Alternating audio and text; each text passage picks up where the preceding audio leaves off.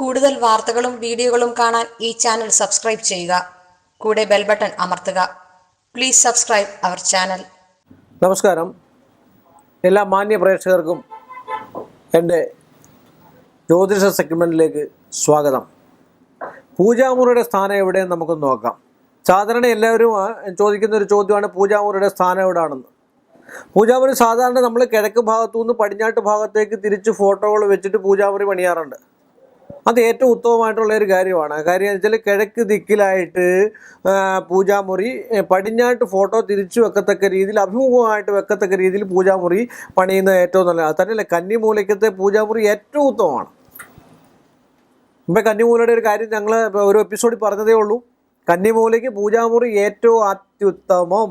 കാര്യം എന്താണെന്ന് ചോദിച്ചാൽ അവിടെ ഭഗവത് ചൈതന്യം കൂടുതൽ, ഞാൻ നേരത്തെ പറഞ്ഞിട്ടുള്ള വിഷയമാണ്, തെക്ക് വടക്ക് ഭാഗത്താണ് ഭൂമിക്ക് കാന്തിക ശക്തി ഏറ്റവും കൂടുതലുള്ളത്. അപ്പോൾ ആ കന്നിമൂലയ്ക്ക് നമ്മൾ ഫോട്ടോകൾ വെച്ച് ആരാധിച്ചു കഴിഞ്ഞാൽ നമ്മുടെ ഇരിപ്പ് തന്നെ കിഴക്കേ അല്ലെങ്കിൽ പടിഞ്ഞാട്ടോട്ടാണ് വരിക.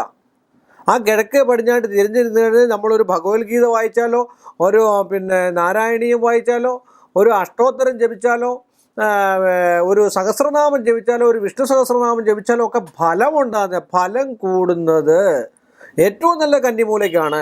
പക്ഷേ എല്ലാവരും പറയും അതെന്താ അങ്ങനെ കന്നിമൂലയ്ക്ക് ഇരുന്ന് ജപിച്ചെങ്കിലേ ഫലം കൂടുകയുള്ളൂ എന്ന് ചോദിച്ചു. ഒരു 10% ഫലം കൂടുതൽ കന്നിമൂലയ്ക്ക് ഇരുന്ന് ജപിക്കുക. നമ്മൾ ആസ്പെറ്റോസ് ഇട്ട വീടും വാർത്ത വീടും തമ്മിലുള്ള വ്യത്യാസം. ആസ്പെറ്റോസ് ഇട്ട വീടാണെങ്കിലും നനയത്തില്ല, വാർത്ത വീടാണെങ്കിലും നനയത്തില്ല. രണ്ടും ഒരേ ഇതാണ്. പക്ഷെങ്കിൽ എക്കാലവും നിലനിൽക്കുന്ന വാർത്ത വീടായിരിക്കും.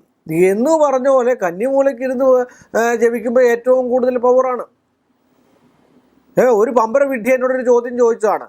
എല്ലായിടത്തും ഈശ്വരനുണ്ട്, ഈശ്വരമയമുണ്ട്, എല്ലാത്തിലും ഈശ്വരനുണ്ട്, തൂണിലുണ്ട്, തുരുമ്പിലുണ്ട്, എല്ലായിടത്തും. അപ്പോൾ എന്നോടൊരു മാലിന്യത്തിലുണ്ടോ എന്ന് ചോദിച്ചാൽ വിദ്യാഭ്യാസമുള്ള ആൾ വരെയുണ്ട്.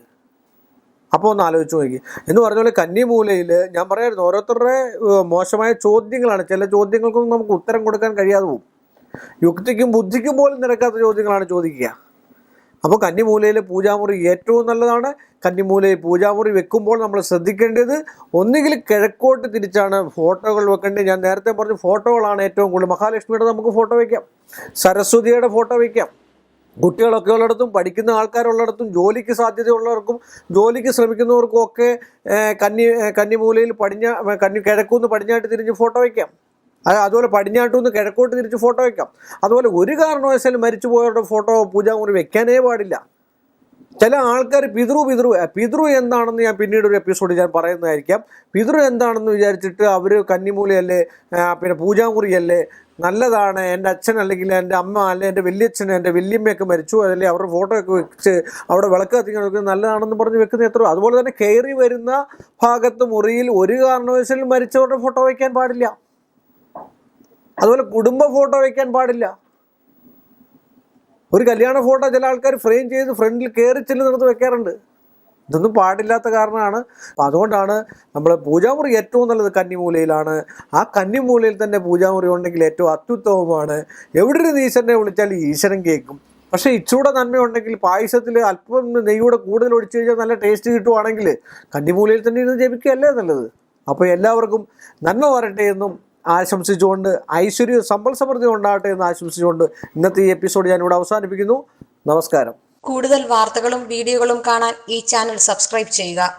കൂടെ ബെൽ ബട്ടൺ അമർത്തുക. Please subscribe our channel.